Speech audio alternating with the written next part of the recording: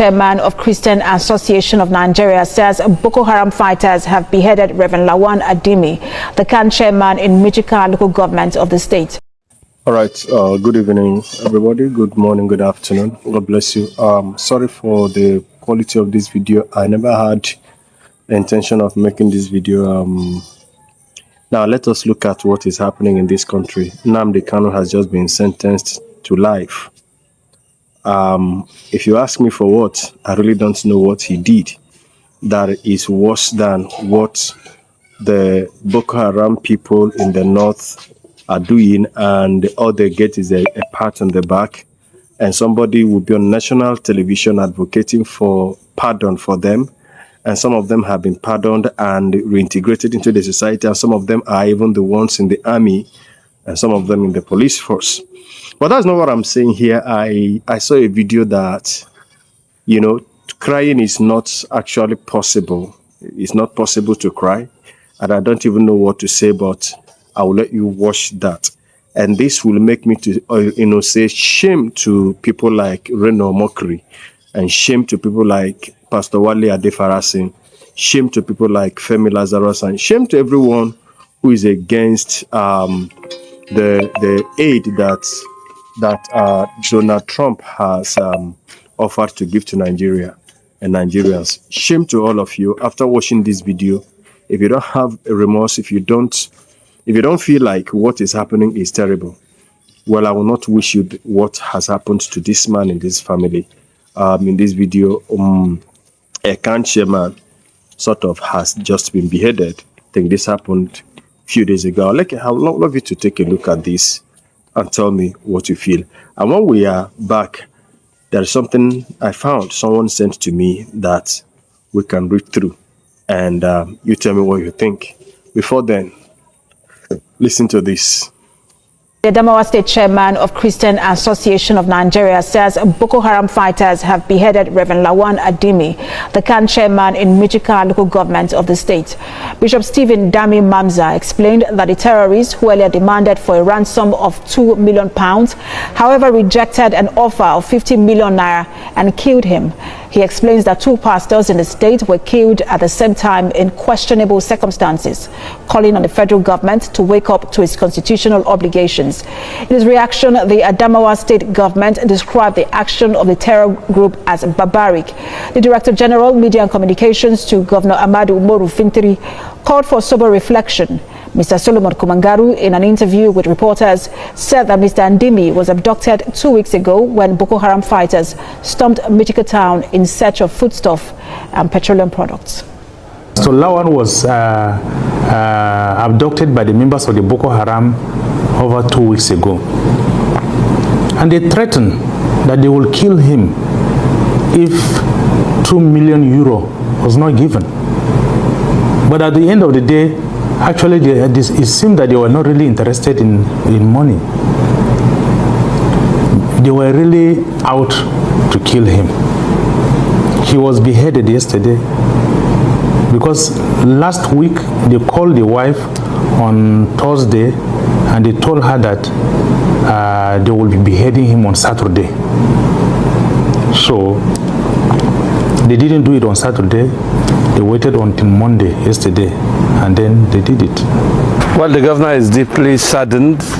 It is really lamentable that the matter concerning Reverend Adimi, who is the CAN chairman of Michika local government that was abducted, has come to this unfortunate end. The governor sends his sympathies and regrets to the Christian community, particularly the Christian Association of Nigeria. So that was a video, and the man that was beheaded there happened to be a father to some people, a husband to a certain woman, a brother to certain people, a son to certain people, a member of a certain clan and kindred, and pastor to some members of a church. And so you have some shameless and the heartless people saying nonsense that there is nothing like Christian genocide in Nigeria. Why go after a pastor? Or you tell me you have not heard that a church in Kwara State was invaded while they were live, streaming live in church. And somebody will say there is no Christian genocide just because of their belly, just because they want to be politically correct and for whatever gain they want to make. It is dark. I've already apologized.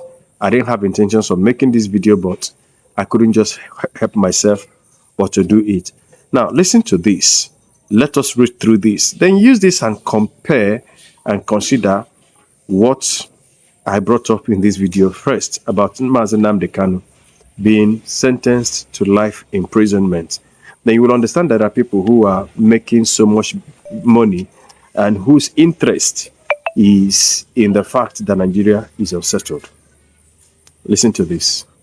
After we captured the real leader of Boko Haram, I was retired, arrested, and detained.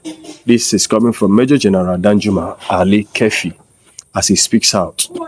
He said, in a dramatic and deeply revealing letter to Bola Ahmed Tinubu, retired Major General Danjuma Ali Kefi has shed light on what he describes as a disturbing turn of events following a major breakthrough in Nigeria's fight against terrorism. According to the senior officer, after successfully leading an elite task force that apprehended key figures within the Boko Haram insurgency, including what he called the real leader of the terror group, he was not celebrated, but instead met with retaliation, compulsory retirement, arrest, and 64 days of solitary confinement. Can you imagine? Ali Kefi, who once commanded the Nigerian Army's 1 Division and served as the general officer commanding GOC, was handpicked to head Operation Service-Wide, a presidential-sanctioned counter-terrorism investigative team. The operation reportedly uncovered not only the masterminds of Boko Haram, but also a network of financiers, including senior government officials, military officers, and top financial institutions. The moment we arrested some of these individuals and started exposing the financial pipelines of terror, the backlash began, Ali Kefi revealed in his correspondence. He contends that powerful interests within and outside the government moved swiftly to suppress the operation and silence those behind it. Even more shockingly, the general raised concerns about the tragic death of Lieutenant General Ibrahim Atahiru, Nigeria's late Chief of Army Staff, who died in a plane crash in 2021.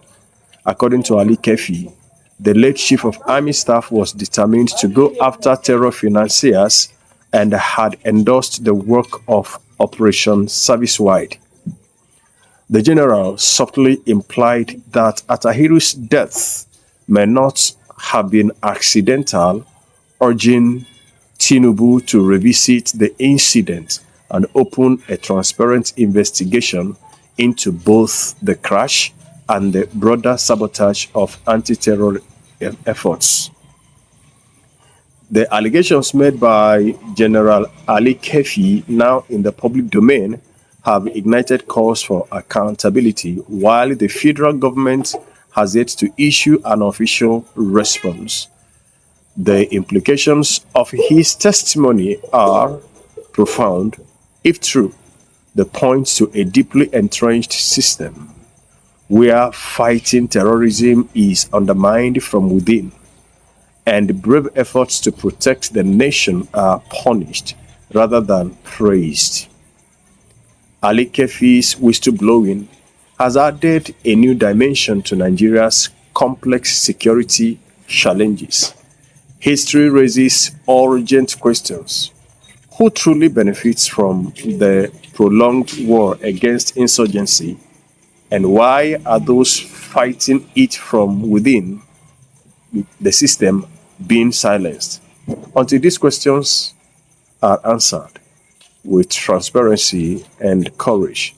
The nation's fight against terror may remain compromised, not by lack of will or strategy, but by internal betrayal at the highest levels.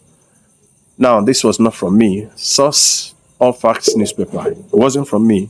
It is left for those who have been implicated in this to debunk it. But at the same time, I also say, I repeat what I said. Those of you who think that resource control or interest in mineral resources is better, stronger, more valid than saving souls, I wouldn't say what happened to the Khan chairman who was beheaded that it should happen to you or any member of your family, but judge by yourself. Thank you and God bless you. I'll be seeing you in the next video. Till then, from me to you, Shalom.